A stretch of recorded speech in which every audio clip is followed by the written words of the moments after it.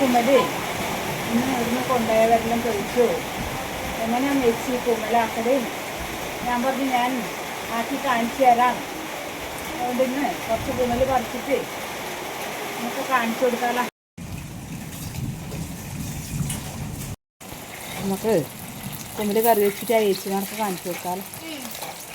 കടുവിടുക, കടുക് ഇട്ടിട്ടാകുമ്പോൾ ഉള്ളി ഇടുക. അങ്ങനെ ഉള്ളിയും കറിവേപ്പിലയും വെളുത്തുള്ളിയും കൂടെ വഴറ്റുക.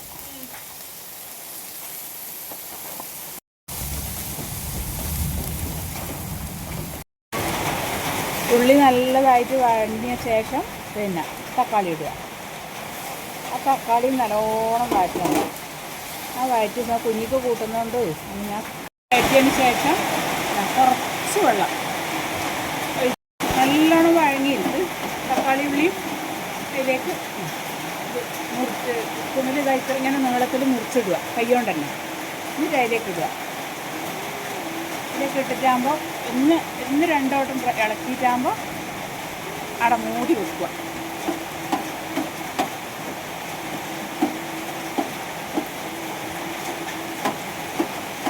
നമ്മൾ നല്ലോണം പോയിരുന്നെണ്ണ മൂടി വെച്ചാൽ ഇതിന് അധികം കത്തിക്കണ്ട. കുറേശ്ശെ കുമ്മിൽ കറിയായേ ഈ പാത്രത്തിലാക്കിയിട്ട് ചപ്പാത്തിയോ എണ്ണ വണ്ടി വെച്ചാൽ കൂട്ടിയിട്ട് കഴിക്കാണ്ട.